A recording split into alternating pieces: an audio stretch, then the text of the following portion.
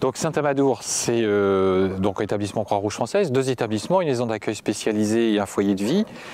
Et Christine, dans le cadre du foyer de vie qui compte 29 résidents, nous a proposé de faire un atelier artistique, un atelier de sculpture où chaque résident serait amené à se représenter en choisissant le rôle, la posture, etc.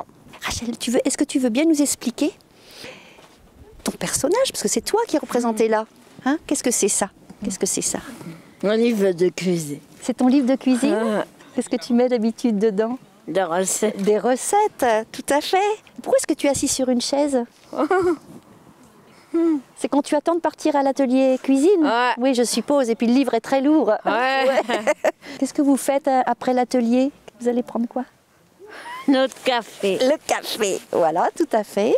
Travailler avec une personne schizophrène, c'est-à-dire qui est complètement morcelée, travailler sur la construction de sa représentation, ça peut être très intéressant, c'est un vecteur d'approche.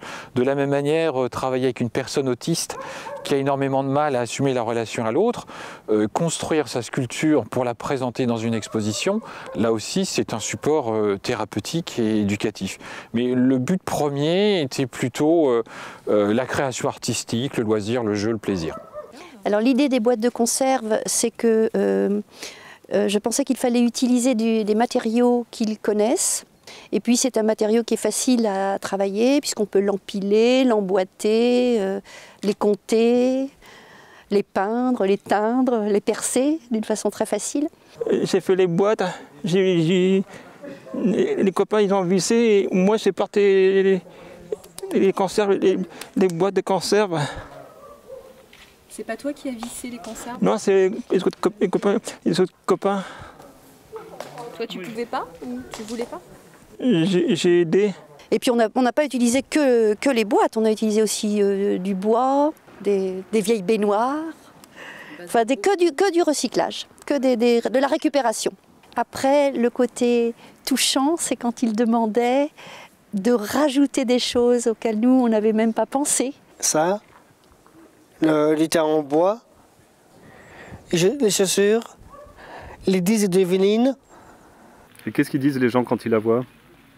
Ben, ils ont bien aimé regarder tout ça. Ils ont bien aimé regarder ça. Les gens qui regardaient, ils ont bien aimé les gens qui regardaient partout dans les résidents. Moi-même, j'étais surpris du résultat et de la qualité de la production. Cette exposition reçoit des qualificatifs, mais des qualificatifs qui ne sont pas induits par l'empathie, mais majoritairement, les gens trouvent ça beau. C'est pas chargé d'empathie et de compassion, ils trouvent ça beau.